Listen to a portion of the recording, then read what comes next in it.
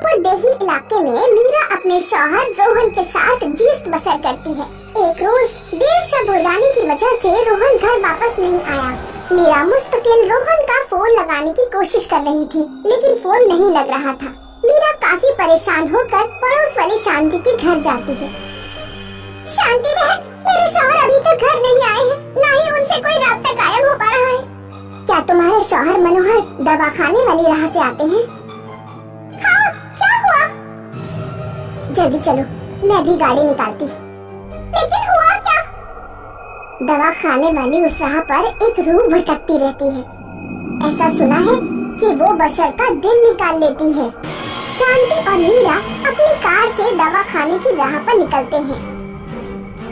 उधर रोहन के दवा खाने वाली राह पर कार भी खराब हो जाती है।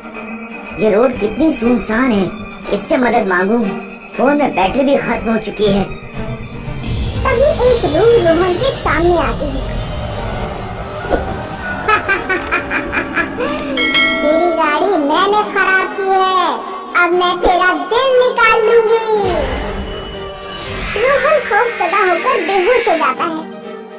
रूह अपने हाथ से रोहन के सीने का दिल निकालने वाली होती है कि तभी मीरा और शांति कार से पहुंच जाते हैं। शांति चुड़ैल पर आने जमजम का पानी छिड़कती है। लेकिन जैसे ही मौका मिलेगा वापस आऊंगी। ऐसा कहकर रूह वहाँ से गायब हो जाती है। मीरा रोहन के मुंह पर पानी छिड़कती है। रोहन को होश आ जाता है। तीनों लोग घर पहुँचते हैं। बहन, वो रूह लोगों का दिल क्यों निकालती है? 8 साल गुज़िश्ता लम्हों की बात है। मनोहर के दवा खाने वाली राह पर एक शादीशुदा जोड़े का एक्सीडेंट हो गया था। लड़की पूरी शिद्दत से लड़के को अस्पताल लेकर पहुंची। लड़का जिंदा था, लेकिन डॉक्टर ने चालाकी से लड़के को मुर्दा साबित कर दिया और लड़के का दिल निकालकर अंग तस्करों को बेच दिया। लड़की ने दवा खाने वालों पर केस किया, लेकिन केस हार गई। अपने शौहर को खो देने और इंसाफ न मिलने के कारण उसने फांसी लगा ली। तभी से उसकी रूह दवा खाने की राह पर भटकती रहती है। वो दवा खाने के 2 लोगों को मार चुकी है, 3 अभी बाकी है।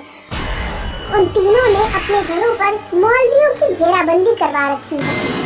अब जो भी दवा खाने की राह पर फंस जाता है, रूह उसका दिल निकाल लेती है।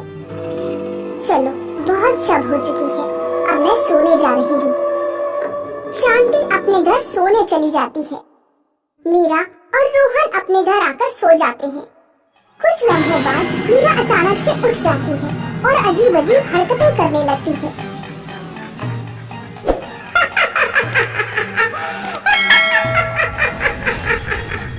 रोहन घबराकर उठ बैठता है। मीरा, मीरा ये क्या कर रही हो? क्या हो गया है तुम्हें?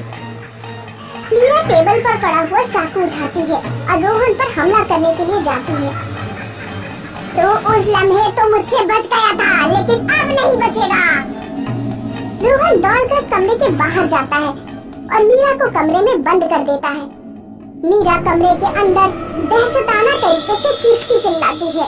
रोहन शांति का दरवाजा खटखटाता है। शांति दरवाजा खोलती है। शांति बहन, मीरा को अचानक पता नहीं क्या हो गया है, वो मुझ पर हमला कर रही है। लगता है कि दवा खाने की रूह मीरा के जिस्म में आ गई है। मैं अभी फोन करके मौलवी को बुलाती हूँ। शांति फोन करती है और मौलवी को घर बुलाती है। कुछ लम्हों बाद मौलवी आता है और दरवाजा खोलता है। कौन है तू और इन लोगों को क्यों सता रही है?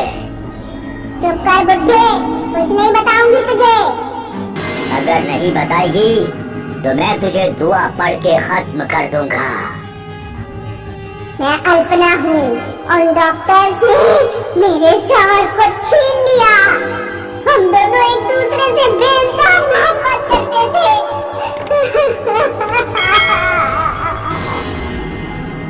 मैं तुम्हारा दर्द समझ सकता हूँ, मुझे सिर्फ एक मौका दो तुम। मैं उन डॉक्टरों को सबको जेल भिजवा दूंगा, सजा भी दिलवाऊंगा। मेरा यकीन करो, मैं एक वकील हूँ।